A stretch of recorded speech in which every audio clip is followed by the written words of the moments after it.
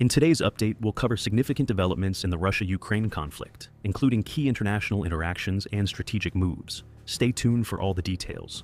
Russian President Vladimir Putin and Indian Prime Minister Narendra Modi issued a joint statement on July 9th to enhance political, economic, and military technical cooperation.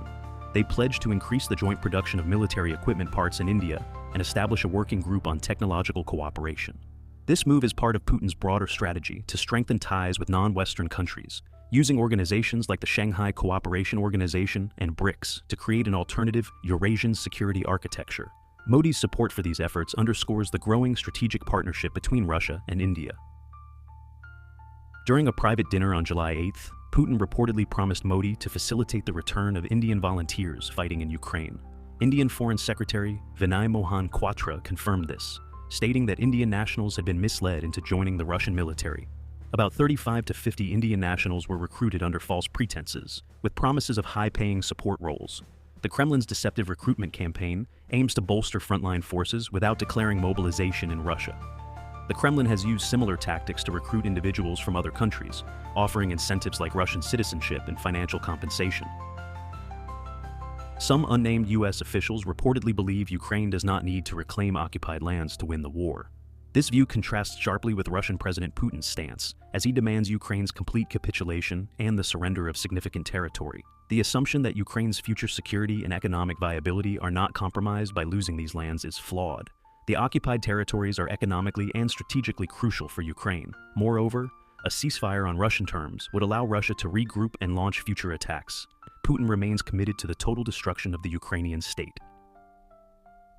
Independent investigations, including one by the UN Human Rights Monitoring Mission in Ukraine, confirmed that a Russian missile struck Kyiv's Okhmatyt Children's Hospital on July 8th. Visual evidence and open-source investigations identified the missile as a Russian Kh-101 cruise missile. Despite international condemnation and clear evidence, Russian officials continue to deny responsibility, instead blaming a Ukrainian air defense missile. These denials are part of a broader Russian strategy to deflect blame and manipulate the narrative, even as their actions result in significant civilian casualties and infrastructure damage. Ukrainian forces conducted a series of drone strikes against Russian energy and military infrastructure in Belgorod, Kursk, Rostov, Astrakhan, and Volgograd Oblasts overnight on July 8th to 9th. The strikes targeted an airfield in Astrakhan Oblast, an electrical substation in Rostov Oblast, and an oil depot in Volgograd Oblast. Russian sources reported over 40 drones were launched, with some successfully hitting their targets, despite Russian air defenses intercepting most. These attacks highlight Ukraine's ongoing efforts to disrupt Russian logistical and military operations within Russia's borders. On July 8th, Putin appointed new military prosecutors, likely to support long-term Russian military reforms. The appointments include Lieutenant General of Justice Sergei Kazakov as military prosecutor of the Russian Joint Group of Forces and several other key positions. These changes aim to enhance discipline and reform within the Russian military. The appointments reflect Putin's ongoing efforts to strengthen the military's organizational structure and address issues of corruption and inefficiency, which had been highlighted during the conflict in Ukraine.